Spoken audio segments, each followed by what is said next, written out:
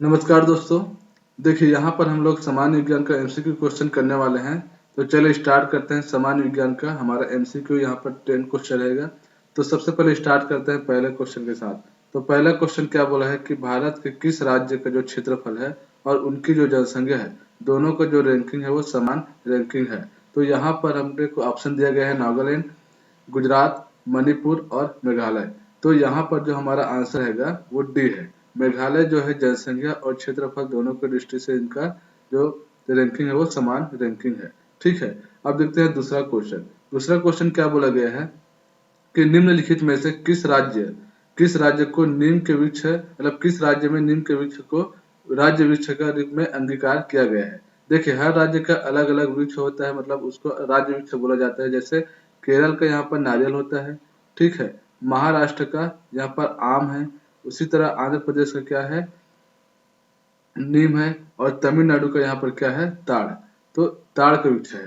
तो इस तरीके से हर राज्य का अलग अलग वृक्ष होता है। तो अपने को पूछा क्या गया है कि नीम जो है किस राज्य का राजकीय वृक्ष है। तो यहाँ पर आंध्र प्रदेश हमारा जो है ऑप्शन सही है, क्योंकि आंध्र प्रदेश में जो नीम का पेड़ उसको राज्य वृक्ष बताया जाता है। ठीक है। अब देखते हैं यहाँ पर तीसरा क्वेश्चन। तीसरा क्वेश्चन क्या बोला गया है। तीसरा क्वेश्चन ये बोला गया है कि स्वाभाविक रूप से घटित होने वाला सबसे भारी तत्व, सबसे भारी जो तत्व है उसको बोलते हैं यूरेनियम। ठीक है। अपने को ऑप्शन दिया गया था थोरियम, पारद, यूरेनियम और पोलिनियम। तो यूरेनियम जो है सबसे भारी तत्व है। तो हमारा जो आंसर रहेगा बी। ठीक है। देखिए चौथा क्वेश्चन देखते हैं। चौथा क्वेश्चन क्या बोला है कि कंपनशील रज्जु के व्यवहार का अध्ययन करने के लिए किस उपकरण का प्रयोग किया जाता है। कंपनशील का मतलब हो जाएगा वाइब्रेटिंग, वाइब्रेटिंग और रज्जु का मतलब हो जाएगा स्ट्रिंग। तो वाइब्रेटिंग स्ट्रिंग का अध्ययन करने के लिए किस उपकरण का प्रयोग किया जाता है। देखिए हाइग्रोमीटर का जो उपयोग करते हैं वो आर्द्रता नापने के लिए किया जाता है। उसी तरह बैरोमीटर का जो यूज किया जाता है वो वायु दाब को नापने के लिए किया जाता है। उसी तरह से हाइड्रोमीटर का जो यूज किया जाता है उसको डेंसिटी या घनत्व नापने के लिए किया जाता है। ठीक है। तो सानोमीटर का जो अध्ययन किया जाता है उसको वाइब्रेटिंग स्ट्रिंग के रूप में किया जाता है। मतलब वाइब्रेटिंग स्ट्रिंग के अध्ययन करने के लिए सानोमीटर का प्रयोग करते हैं। इसलिए हमारा जो बी ऑप्शन क्या है यहाँ पर सही हो जाएगा। ठीक है। अब देखते हैं पांचवा क्वेश्चन।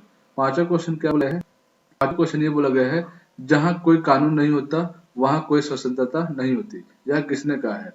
तो यह जो वाक्य है उसको जो बोला गया था, हमारा जो बी ऑप्शन है लॉक। तो लॉक जो आदमी था, जो ये बोला गया है कि जहाँ कानून नहीं होता वहाँ कोई स्वतंत्रता नहीं होता। तो लॉक हमारा जो है सही आंसर है।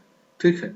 अब देखते हैं छठा क्वेश्चन। छठा क्वेश्चन क्या बोला है, झील अथवा तालाब के सतह पर जल पर पादप पल्लव के तेजी से बढ़ने वाला पुंज को क्या कहते हैं। जैसे तालाब है और एक रिवर है, तो उस पर जो एक सतह में क्या रहता है, हरा हरा टाइप से कुछ एक पादप रहता है। तो उस पादप को वाले पुंज को क्या कहते हैं। तो यहाँ पर इसको वाटर पोल्यूशन कहेंगे। जैसे जल प्रदूषण है, जल संबुल है, जल प्रस्फुटन है और एक सुपोषण है। तो झील और तालाब के सतह पर बढ़ने वाले पादप पल्लों को क्या बोलते हैं। इसका आंसर हो जाएगा सी, सुपोषण। ठीक है।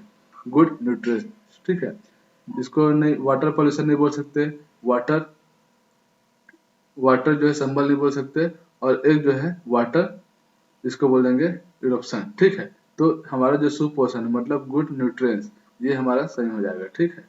तो इस तरीके से सी हमारा आंसर सही है। अब देखते हैं सातवां क्वेश्चन। सातवां क्वेश्चन क्या बोला है, भारत का वह कौन सा राज्य है जिसमें खाद्य सुरक्षा अधिनियम बनाया गया है। तो भारत का कौन सा राज्य है जिसमें खाद्य सुरक्षा अधिनियम बनाया गया है, हमारा छत्तीसगढ़। ठीक है। तो छत्तीसगढ़ हमारा क्या हो जाएगा, यहाँ पर आंसर हो जाएगा।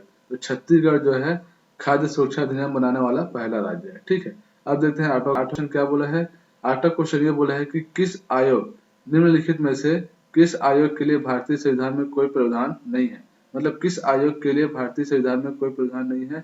देखिए हर यहाँ पर जितने भी चीजें दी है ऑप्शन में, जैसे योजना आयोग है, निर्वाचन आयोग है, संघ लोक सेवा आयोग है और वित्त आयोग है। तो हर चीजें जो मतलब कुछ जो चीजें हैं, जैसे यहाँ पर संघ लोक वित्त और निर्वाचन आयोग है, ये जो है संविधान में पहले तो आर्टिकल में लिख लिया गया है। लेकिन योजना आयोग जो है एक तरीके से पंचवर्षीय योजना है, जिसको 2014 में नरेंद्र मोदी के द्वारा लागू किया गया। मतलब इसके जो योजना आयोग अध्यक्ष है वो प्रधानमंत्री रहते हैं। ठीक है। तो योजना आयोग क्या होता है कि एक पंचवर्षीय योजना होता है, मतलब 5 साल के जो कार्यक्रम इसमें देश के आर्थिक विकास जितने भी चीजें हैं यहाँ पर योजना बनाया जाता है। ठीक है। तो यहाँ पर जो योजना आयोग है वो भारतीय संविधान में प्रावधान में नहीं लिया गया है। तो हमारा जो ऑप्शन है ए वो हमारा सही हो जाएगा। अब देखते हैं नौवां, जिप्सम का प्रयोग किसके सुधार के लिए किया जाता है। तो हमारा जो आंसर है यहाँ पर जैसे कि पॉट सॉल है, अम्लीय मृदा है, क्षारीय मृदा है, लवणीय मृदा है। तो ऑप्शन बी जो है अम्लीय मृदा हमारा जो है सही ऑप्शन है। ठीक है, देखते हैं 10 क्वेश्चन। 10वां क्वेश्चन क्या बोला गया है यहाँ? 10वां क्वेश्चन ये बोला गया है कि टेलीफोन लाइन को कंप्यूटर पर किसके माना जाता है? जैसे कि कोई टेलीफोन है, अब उसको कंप्यूटर में किसी तरीके से जोड़ना है। ठीक है, कंप्यूटर में किसी तरीके से इसको जोड़ना है, जैसे कि यहाँ टेलीफोन है और ये कंप्यूटर है, अब इसको जोड़ना है, तो इसको किस माध्यम से जोड़ा जाएगा? तो इथरनेट तरह से वाईफाई में इसका प्रयोग किया जाता है। यूएसबी होता है जिसमें जो आउटपुट डिवाइस होते हैं, उस आउटपुट डिवाइस को यहाँ कनेक्ट करने के लिए यूएसबी का प्रयोग किया जाता है। PS2 में माउस को जोड़ने के लिए प्रयोग किया जाता है, या फिर किसी तरीके से इसको आउटपुट से जो इंस्ट्रूमेंट होता है उसको जोड़ने के लिए किया जाता है। लेकिन जो मॉडेम होता है, मॉडेम क्या होता है? एक टेलीफोन लाइन और कंप्यूटर को जोड़ने के लिए इसका प्रयोग किया जाता है। तो इस तरीके से हमारा ये ऑप्शन हो जाएगा, सही हो जाएगा। ठीक है, तो यहाँ पर हम लोग ने सामान्य विज्ञान के 10 क्वेश्चन किए हैं। तो इसी तरीके से हम लोग और भी क्वेश्चन करेंगे। तो मिलते